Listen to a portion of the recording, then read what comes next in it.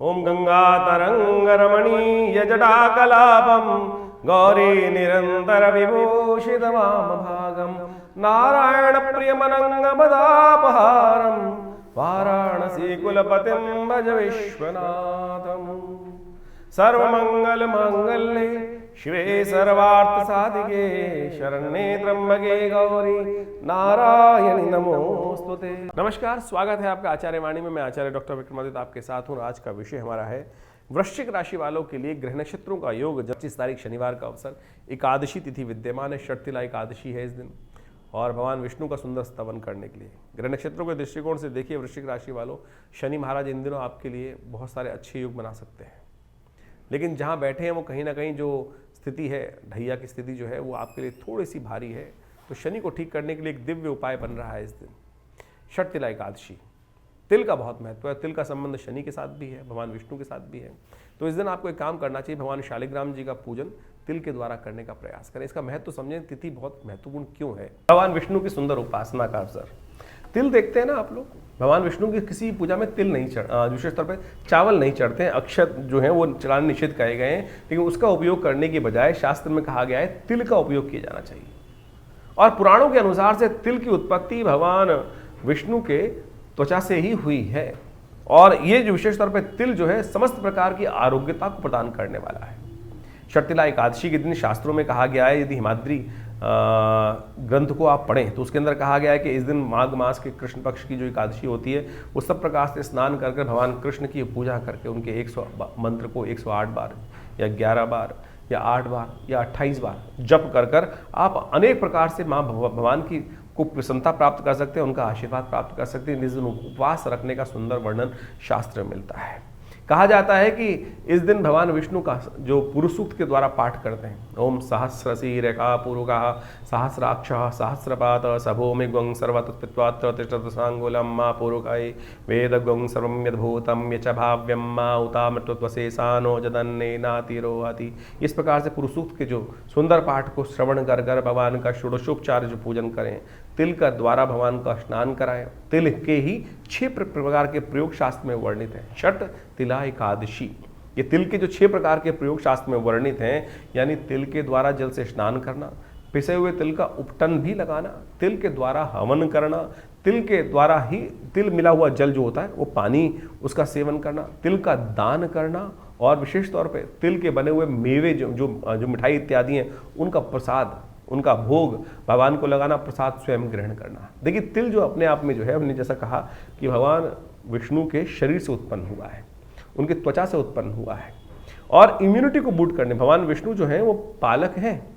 और हमारे यहाँ शास्त्र के अनुसार से कहा जाता है कि तिल के अंदर इतने औषधीय गुण संयुक्त हैं कि वो चाहे आपकी कैल्शियम की डेफिशिएंसी हो, चाहे वो आपके शरीर के अंदर हड्डियों की बहुत सारी जो कमजोरी आ गई हो, चाहे वो वायु विकार बढ़ गया हो, चाहे वो पेट की एसिडिटी हो गई हो, चाहे वो रक्त विकार हो आपके लिए। बहुत सारी लेडीज़ के अंदर जब देखें हीमोग्लोबिन कम हो जाता है, ऐसे में तिल का उपयोग यदि इसमें किया जाए तो वो आपकी इम्यूनिटी को जबरदस्त तरीके से, हीमोग्लोबिन लेवल को अद्भुत रूप से ठीक कर देता है।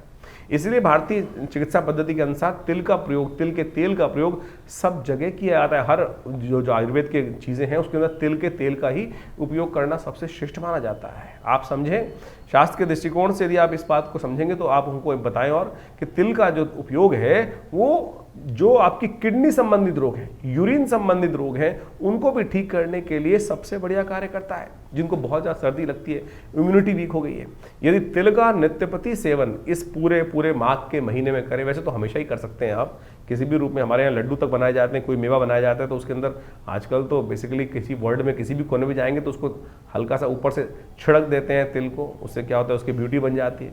लेकिन ये जो तिल है ये वास्तविक तौर पर आपके शरीर को पालन करने का सुंदर योग बनाते हैं। तो इस दिन षटतिला एकादशी के दिन अवश्य तिल का प्रयोग कर कर उसके अनुसार से उसी में भगवान को स्नान कराएं और दोनों का दान करें। जिस प्रकार से हमने 6 प्रयोग बताए, ये करेंगे तो ये देखिए आपके संपूर्ण रूप से क्या शारीरिक, क्या मानसिक, क्या आदि भौतिक, यानी हर प्रकार का लाभ प्राप्त करने के योग बन सकते हैं। तो इस तिल का उपयोग अवश्य करेंगे तो बहुत अच्छा रहेगा। तो इस प्रकार से ज्योतिष के शास्त्र, बहुत सारे लोगों का भ्रांति हो जाती है, हम लोग जब बताते हैं बहुत सारी चीज़ें, तो इनका ज्योतिष से क्या मतलब, अरे भारत पंचांग पुराण इत्यादि सब ज्योतिष के दृष्टिकोण से ही है। और ये जो योग बताए जा रहे हैं, बहुत सारे लोग तो क्या कहते हैं कि ज्योतिष के कष्टों के निवारण करने के लिए मंत्र, दान, ये सब औषधि जो हैं यही तो उपाय हैं। और हम फंस जाते हैं कई प्रकार से कुछ बेकार की चीज़ों में खर्चा करने के लिए, चाहे तो नग पहनने के चक्कर में या कुछ और करने के लिए। भारत, हम एक बात समझें, ये छोटे छोटे प्रयोग जो हम बता रहे हैं शास्त्र विधि के अनुसार से, हम तो जहाँ तक ग्रंथ का नाम भी आपको बताने का प्रयास करते हैं, समझाने का प्रयास करते हैं, इनको समझेंगे तो बहुत अच्छा आपके लिए रहेगा। इन सब चीज़ों को समझते हुए कार्य करेंगे तो बड़ा कल्याण का अवसर आपको अवश्य मिलता रहेगा। तो वृश्चिक राशि वालों, आपने समझा कि शर्तिला एकादशी के दिन किस प्रकार से भगवान विष्णु का पूजन किया जाना चाहिए, तिल का महत्व शास्त्र में किस प्रकार से बताया गया है। तो अवश्य इस दिन तिल का भक्षण, तिल का दान, तिल का उपयोग 6 प्रकार से करिएगा, बहुत सुंदर रहेगा आपके लिए। 26 तारीख रविवार का अवसर, द्वादशी तिथि है। और देखिए, परिवर्तन का नियम शास्त्र में ऐसा है कि हर रोज़ कुछ ना कुछ परिवर्तन हो रहा है, और ये परिवर्तन जो आज के लिए ग्रह योग बन रहे हैं, ये आपके लिए बहुत महत्वपूर्ण रहेगा। आशीर्वाद, बड़ों का आशीर्वाद लेकर आशीर्वाद लेने का प्रयास करना चाहिए। आपकी राशि के दृष्टिकोण से योग बन रहा है, विनम्र होंगे तो आशीर्वाद मिलेगा, अकड़े रहोगे तो आशीर्वाद नहीं मिलेगा। और इस वक्त जो राशि के योग चल रहे हैं, थोड़े अकड़ ज़्यादा हो रही है आपके लिए। क्यों झुकूं, क्यों सामने वाले के प्रति झुकूं, बस यही ना झुकना जो है ना, ये हठ धर्मिता जो है, ये आपके लिए सबसे बड़ा पनौती है। इसको थोड़ा सरल करने का आपको प्रयास करना चाहिए। इन दिनों नवग्रहों को शांत करने के लिए हमने विवेकानंद योगाश्रम में, ये सब प्रभाव नवग्रहों के दुष्प्रभाव, नेगेटिव प्रभाव ही होते हैं। तो क्या करना चाहिए, समय समय पर नवग्रह शांति महायज्ञ करा लेना चाहिए। हमने विवेकानंद योगाश्रम में इस रविवार को 26 तारीख को, छुट्टी वाले दिन, गणतंत्र दिवस पर शुभकामना देते हुए आपको कह रहे हैं कि नवग्रह शांति महायज्ञ रहेगा। सुबह 8 बजे से लेकर करीब करीब 11 बजे तक भंडारे के साथ कार्यक्रम रहेगा। अवश्य आप इसमें सम्मिलित हों और अपने ग्रहजनों को ठीक करें, ग्रह उपयोग उपायों को ठीक करें। 27 तारीख सोमवार का अवसर, त्रयोदशी तिथि है, और ये त्रयोदशी बहुत खास है।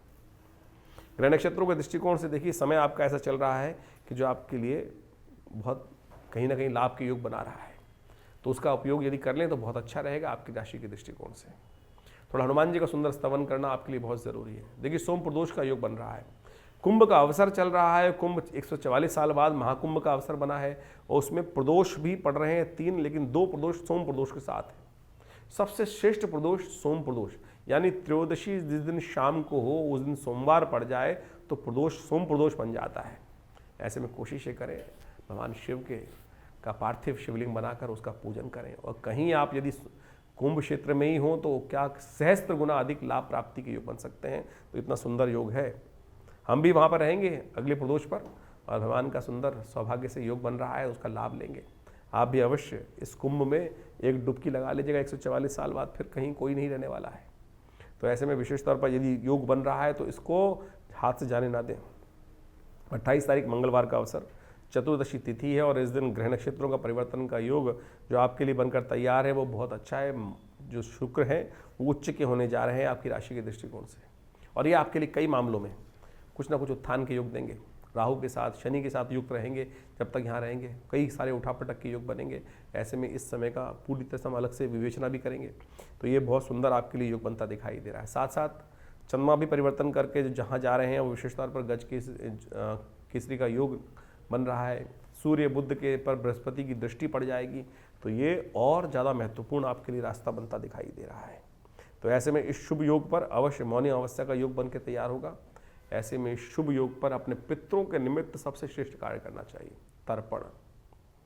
और यदि कुंभ क्षेत्र में जाकर अपने पितरों को तर्पण कर पाएँ, गंगा जल से अर्पित कर पाएँ। वैसे तो कहा गया ना, मन चंगा तो कठौती में गंगा, तो मन चंगा तो सब कुछ हो सकता है। तो मन चंगा रखते हुए, भगवान का सानिध्य रखते हुए, उसी वहीं घर में बैठे हुए भी तर्पण यदि कर लें और ब्राह्मणों को भोजन करा दें, गऊ को ग्रास निकाल दें, श्वान इत्यादि, काक इत्यादि, जो चींटी इत्यादि को भोजन निकालने की बड़ी परंपरा है, वो अवश्य करें। तो देखिएगा, इस शुभ योग पर आपको लाभ प्राप्ति के योग बनेंगे अवश्य। गज केसरी योग विद्यमान है, सब कुछ ठीक है। तो ये पुण्य को जगाने की वेला है, अवश्य इससे बच रहिएगा, मत खाली मत रहिएगा। 30 तारीख का दिन, बृहस्पतिवार का अवसर। इस दिन माघ का महीना समाप्त हो, शुक्ल पक्ष समाप्त, कृष्ण पक्ष समाप्त होकर शुक्ल पक्ष आरंभ हो रहा है, और गुप्त नवरात्रे आरंभ हो रहे हैं। ग्रह भी परिवर्तन की तरफ जा रहे हैं, और ये परिवर्तन आपके लिए शनि के साथ जो योग बनने जा रहा है चंद्रमा का, ये आपके लिए अच्छा योग है। इसका पूर्ण लाभ आपको मिल सकता है। कहीं ना कहीं आपकी योग्यता का में निखार आने के अवसर आपको प्राप्त होंगे। गुप्त नवरात्रि आरंभ हो रहे हैं। इसमें विशेष तौर पर हमने विवेकानंद योगाश्रम में माँ भगवती के निमित्त नवरात्र का यज्ञ रखा है, गुप्त नवरात्रि का यज्ञ जो 9 दिन चलेगा। उसमें आप भी सम्मिलित हो सकते हैं। अपनी सूचना प्राप्त करने के लिए नंबर्स दिए, उन पर संपर्क साध सकते हैं। 31 तारीख शुक्रवार का अवसर, द्वितीया तिथि है और ग्रह नक्षत्र के दृष्टिकोण से जो योग बन रहे हैं वो आप भी समझ लें। देखिए, आपके राशि के दृष्टिकोण से पराक्रम से आपको लाभ प्राप्ति के योग बनते दिखाई दे रहे हैं इस वक्त, लेकिन इन दिनों थोड़ा सा आपको ध्यान रखना पड़ेगा। थोड़ा सा कई जो ब्रॉड माइंडेड लोग नहीं हैं, जो छोटे विचार वाले लोग हैं, वो आपको नुकसान दे सकते हैं, तो थोड़ा सा ध्यान रखें। हो सके तो नित्य प्रति हनुमान चालीसा का पाठ करें, वो आपके लिए ज़रूरी है। तो इस प्रकार से ज्योतिष का जो विवरण है, ग्रह तिथियों का जो विवरण है, वो अद्भुत है भारतीय ज्योतिष विज्ञान के अनुसार से। और ये जो समय चल रहा है, इसमें कई प्रकार के विभिन्न योग चल रहे हैं, जैसे आपने समझे। मंगल परिवर्तन की तरफ जो जाने के योग बना रहे हैं, शुक्र परिवर्तन की तरफ जाने के योग बना रहे हैं। मंगल तो लगातार पिछले काफ़ी लंबे समय से जिस प्रकार से अपने सबसे कमज़ोर राशि में चल रहा था, वो परिवर्तन कर कर इस समय के आरंभ में अपनी राशि को परिवर्तन कर कर उसमें नया उत्साह वर्धन करने के लिए आपकी राशि के दृष्टिकोण से योग बना रहा है। शुक्र परमुच्च स्थिति में सुंदर भाव में उपस्थित होकर ग्रहों का योग को परिवर्तन करने की स्थिति को उत्पन्न कर रहे हैं। बुध भी इस वक्त राशि परिवर्तन का योग बना रहे हैं। ये समस्त परिवर्तन विशेष तौर पर देश काल परिस्थिति के अनुसार से कई प्रकार के नए योग बनाएंगे। यदि हम देखें तो इस समय में जो ग्रहों का योग है, एक पक्ष में एक तिथि घटी, दूसरे पक्ष में दूसरी तिथि बड़ी है, पंचमी बड़ी, और उसके बाद अगले पक्ष में जाकर एक तिथि घट गई। तो ये ग्रह योग के दृष्टिकोण से जो स्थिति है वो बहुत ही विशेष तौर पर ऐसी है कि कुछ उठापटक के योग, लहर जो होती है ना कि एक तरफ बढ़ रहा है एक तरफ घट रहा है, तो ऐसी स्थिति उत्पन्न कर सकती है। जो शेयर मार्केट इत्यादि में काम कर रहे हैं उनको थोड़ा सा ध्यान रखना चाहिए इस सब संबंध में। इसके साथ साथ इस पक्ष के अंदर एक बहुत अद्भुत योग बन रहा है। इस मास के अंदर देखें तो प्रदोष का योग जो बन रहा है, वो दोनों प्रदोष जो है वो सोमवार को पड़ रहे हैं, तो सोम प्रदोष का योग बड़े सुंदर रूप से बना है। कुंभ का महीना 144 साल बाद, और साथ साथ इस कुंभ का अवसर, और उसके बाद प्रदोष भी सोमवार के सुंदर योग पर युक्त, यानी सोम प्रदोष का सुंदर युक्त बनकर बने हैं। तो ऐसे में ये समय बहुत ही अद्भुत है। ऐसे में अपने समस्त अनिष्टों को दूर करने के लिए एक डुबकी जो कुंभ की है, उस प्रयाग के स्थान पर, संगम के स्थान पर समस्त कष्टों का निवारण करके, समस्त किए हुए दुष्कर्मों से प्रायश्चित के माध्यम से अपने जीवन को विशेष तौर पर कहा जाता है कि जिस प्रकार से रिजेनोवेशन, जिसका पुनर्जन्म प्राप्त कर सकते हैं, अपने पूर्व अर्जित कर्मों को जो शून्य कर सकते हैं, जो पाप हैं उनको शून्य कर सकते हैं। ये अद्भुत योग है, इसका लाभ हमें लेने का प्रयास करना चाहिए। अब बहुत सारे लोगों के साथ ये स्थिति होती है कि बहुत सारे लोग कहते हैं कि हमको जाने में दिक्कत है, टाइम नहीं मिल पा रहा है। आप घर में भी ये जो वेला है ना, संपूर्ण जगत की वेला है। इस पुण्य काल का पर्व है, हमारे सबसे श्रेष्ठ कहा गया मानस पूजा, कि मनसा वाचा कर्मणा, 3 प्रकार के कर्म होते हैं। सबसे श्रेष्ठ जो कर्म कहे गए मन के संतुष्टि से ही चलते हैं। मने वो बंधन कारण मोक्षो, जिस प्रकार संसार में शास्त्र में कहते हैं, तो उसके अनुसार से आप कार्य करने का प्रयास करें तो बहुत सुंदर रहेगा। घर में भी बैठकर उन सुंदर समय समय पर जो योग बन रहे हैं, समय समय पर जो मुहूर्त बन रहे हैं, उन समय जहाँ बैठे हैं वहीं ध्यान में जाकर भगवान का सुंदर पूजन करने, उस सरस्वती देव भगवान शंकर कृष्ण विशेषतौर भगवान विष्णु के पैर से निकली हुई गंगा के वहीं डुबकी ध्यान में भी लगा लेंगे ना, तो वो भी पुण्य प्राप्त करने के लिए अद्भुत योग बना सकता है। इस मास में 5 मंगलवार और 5 बुधवार का योग बन रहा है। बुधवार का योग तो संतुष्टि देता है, आनंद का योग देता है, लेकिन 5 मंगलवार का जो योग है, ये कहीं ना कहीं राज्य भंग होने की स्थिति उत्पन्न कर सकता है। बहुत सारी जगहों में कहीं ना कहीं ऐसा बन सकता है योग धरा पर कि कुछ रक्त रंजित स्थिति बन सकती है, कुछ उठापटक के योग बन सकते हैं, राज्य सत्ताएं हाथ से निकल सकती हैं। परिवर्तन का समय विशेष तौर पर जिस प्रकार से हमने कहा कि 5-5 ग्रह परिवर्तन की तरफ जा रहे हैं। इसके साथ साथ गुप्त नवरात्रि का भी सुंदर योग बन रहा है।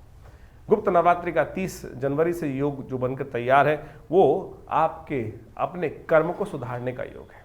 गुप्त नवरात्रि कुंभ का समय, और ऐसे में जो माघ का महीना प्रतिपदा, शुक्ल पक्ष की प्रतिपदा से जो आरंभ होगा, वो आपके समस्त अनिष्टों को दूर करने के लिए भगवती दुर्गा के सानिध्य में यज्ञ इत्यादि कर कर मनोकामना सिद्धि का अद्भुत मार्ग आपके लिए प्रशस्त करेगा।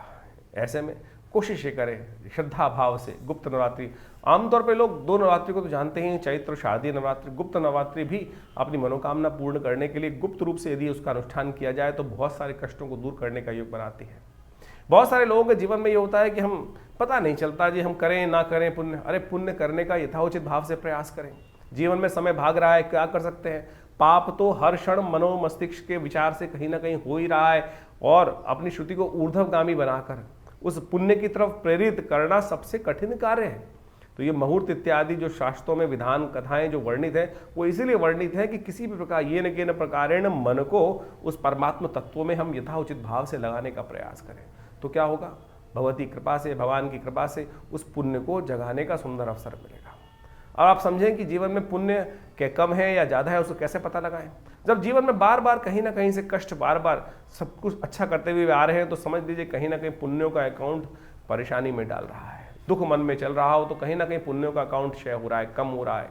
तो उसमें ज़्यादा कर्म की आवश्यकता है, ज़्यादा उस समर्पण की आवश्यकता है, परमात्मा के श्री चरणों में ज़्यादा मन लगाने की आवश्यकता है। दान पुण्य इत्यादि करने से जो भी शास्त्र में वर्णित है वो पुण्य जागते हैं। इसलिए इस कर्म को अहर्निश यथाउचित भाव से जो जो मुहूर्त समय आते हैं उनके अनुसार से यदि करोगे तो वो कहीं ना कहीं कल्याण का मार्ग प्रशस्त करता रहेगा। हर बार की भांति इस बार भी गुप्त नवरात्रि के अवसर पर विवेकानंद योगाश्रम में दुर्गा सप्तशती का यज्ञ रखा गया है, जो पूरे 9 दिन तक चलेगा। 30 तारीख जनवरी से आरंभ होकर आप भी माँ भगवती के उस सुंदर यज्ञ में जो बृहस्पतिवार से आरंभ होगा, तो आप भी उसमें स्वयं भाग लेकर माँ या अपने प्रतिनिधित्व के रूप में हमारे आश्रम से जो प्रतिष्ठित व्यवस्था है उसके अनुसार से माँ भगवती दुर्गा के सानिध्य में जो भगवती का श्री विग्रह जो आश्रम पे प्रतिष्ठित है, जो 500 साल पुराना श्री विग्रह है, बड़ा प्राचीन श्री विग्रह है, चमत्कारी श्री विग्रह है। 1947 में पाकिस्तान से जब भारत का विभाजन हुआ, उस समय कोई महानुभाव आश्रम पर उस मूर्ति को लेकर आए, उनको प्रतिष्ठित यहाँ किया गया और उनका चमत्कार अद्भुत है। उनके दर्शन कर कर उनका लाभ लेकर आप अपने मनोकामनाओं को सिद्धि कर सकते हैं, कष्टों को दूर कर सकते हैं। तो अवश्य आप इस नवरात्रों में, गुप्त नवरात्रि के अवसर पर अवश्य यज्ञ में पधारें। 9 दिन तक ये विशेष कार्यक्रम रहेगा, तो आपकी मनोकामना सिद्धि के लिए अद्भुत योग बन सकते हैं। जीवन में जब कष्ट आए उनको निवारण करने के लिए हम कर्म तो करें ही करें, प्रयास भी करें, लेकिन प्रार्थना जरूर करें। क्योंकि भगवान की प्रार्थना से क्या होता है, एक तो समस्याएं जो हैं, बड़ी भारी समस्याएं भी छोटे से उस कंकड़ के रूप में परिवर्तित हो जाती हैं। इस बात का अनेक बार हमने अपने जीवन में, बहुत सारे लोगों के जीवन में प्रत्यक्ष प्रमाण देखा है। तो कोशिश ये करें, इस सुंदर मुहूर्त का लाभ अवश्य लें। आपके जीवन में चल रही समस्याओं को दूर करने के लिए अद्भुत रास्ता प्राप्त होगा। दिल्ली में हमारा संस्थान विवेकानंद योगाश्रम जमनाबाद खुरेजी लक्ष्मीनगर क्षेत्र में स्थित है और वहाँ वैसे बहुत सारे कार्यक्रम समय समय पर चलते ही रहते हैं और वो सब संबंध में हम आपको अवगत कराते ही रहते हैं। तो आज जुड़िए हमारे साथ। धन्यवाद, नमस्कार।